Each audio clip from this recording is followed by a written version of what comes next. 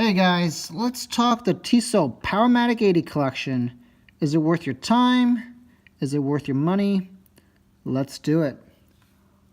While I'm taking the watch off my wrist here, if you like what you hear and see, feel free to like and subscribe to my YouTube channel.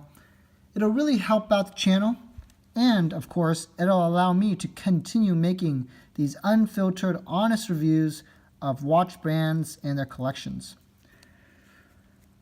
I have here the Tissot Powermatic 80 Open Heart watch. Let's go through the goods, the bads, and the ugly, and of course ultimately determine whether or not this watch is worth your time.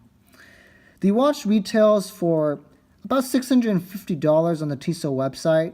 This watch can also be had on the gray market for $400, and so we're going to slap a $500 price tag on this watch and evaluate it based off of that. So let's kind of hit the goods first, and of course the brand. Tissot, dead in the center, 1853. Tissot is a watch company that has been around since the 1800s. They've been making pocket watches and of course eventually came over to the wristwatch world later down the line, even merging with the likes of Omega, and of course eventually were bought out by the Swiss Swatch Group, one of the largest watch conglomerates in the world. And so this brand certainly does come with rich heritage as well as a pretty impressive marketing plan. You know, they're the timekeepers for the likes of the WNBA, different Formula One drivers, and many other professional sports. And so this is a recognizable brand that does carry some level of prestige and heritage. The watch also contains all of kind of the luxury entry-level watch features that you would expect at this price point. It's a sapphire crystal, ever so slightly domed. It's got a ETA 2824 based movement in it, and we can go deeper into the Powermatic movement specifically later. It's got a nice deployment clasp, and of course it has this awesome open heart feature.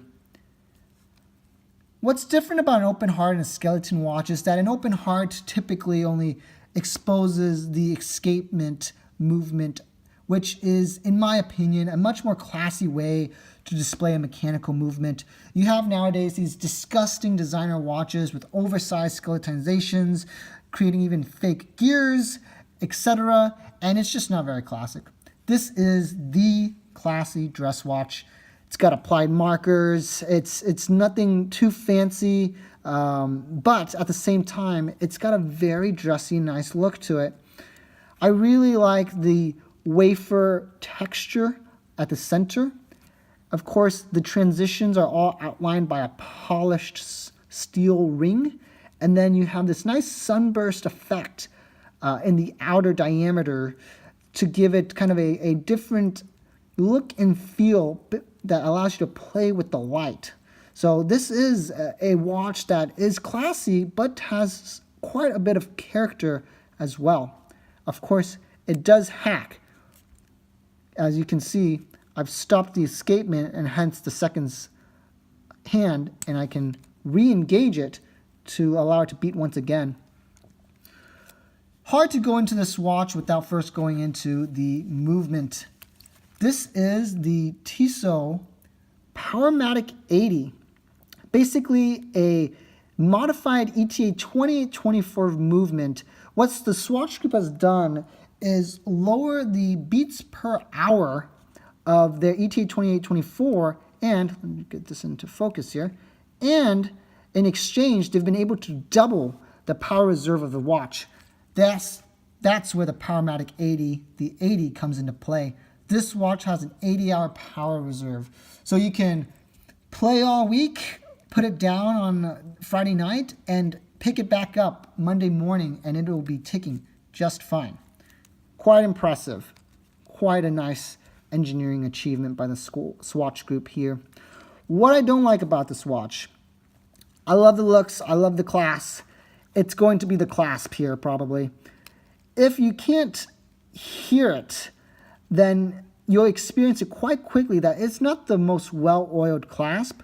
And even worse so, it is a friction fit clasp, basically as opposed to a active trigger system.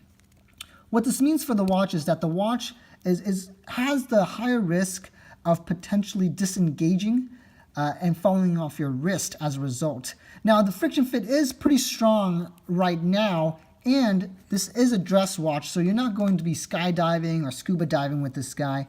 And so perhaps that's not such a big deal after all.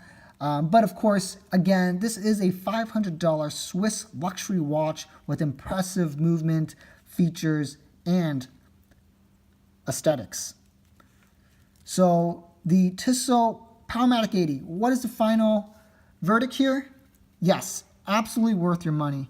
In fact, in the sub 1,000 Swiss luxury watch range, it's quite hard to compete with Tissot. The only other watch brand that comes to mind to me is potentially Hamilton. And so with the combination of Tissot and Hamilton dominating more or less the sub 1,000 Swiss luxury market, I think you have plenty of options to go with.